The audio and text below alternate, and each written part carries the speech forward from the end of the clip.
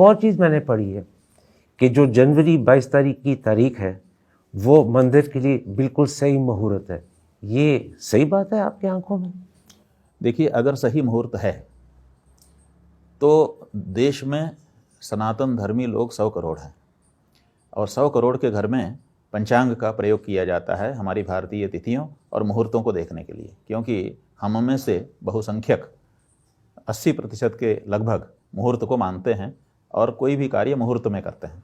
इसलिए हम घर में पंचांग खरीदते हैं। अंग्रेजी का व्यवहार यद्यपि बढ़ गया है, ग्रेगोरियन का कैलेंडर सबके घर में आ चुका है, मोबाइल में भी वही तारीख दिखाई देती है, लेकिन फिर भी अभी भी जो सनातन धर्मी हैं, हिंदू हैं, वो मुहूर्तों को मानते हैं और इसीलिए मुहूर्त देखने के लिए, तिथि आदि देखने के लिए, पर्व देखने के लिए वो पंचांग खरीदते हैं। और हर पंचांग में एक वर्ष के अंदर आने वाले सभी मुहूर्तों का उल्लेख रहता है, छाप दिया जाता है ज्योतिषियों के द्वारा।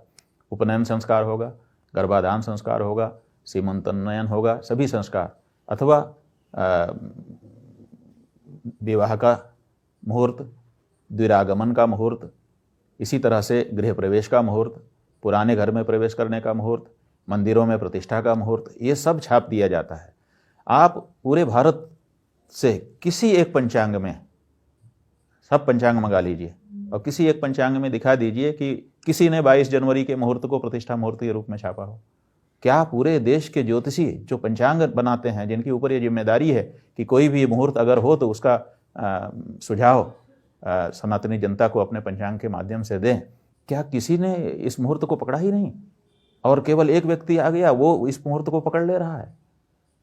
बाकी ज्योतिषी क्यों नहीं पकड़ पाए? अगर ये मुहूर्त था और इतना उत्तम मुहूर्त था कि इसमें 500 वर्षों के संघर्ष के बाद बनने वाले भगवान श्री राम की प्रतिष्ठा हो सकती थी, इतना बड़ा मुहूर्त था ये, महान मुहूर्त, तो इस महान मुहूर्त को किसी देश के किसी दूसरे ज्योतिषी ने क्यों नहीं पकड़ा और पंचांगों में क्यों नहीं छाप दिया कि इस दिन भी एक मुहूर्त है?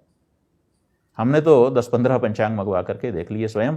बहुत सारे दूसरे लोगों से हमने संपर्क किया, उन्होंने कहा कि हमारे घर में ये अमुक पंचांग है, उसमें 22 जनवरी को किसी प्रतिष्ठा मुहूर्त का उल्लेख नहीं है। As I hear you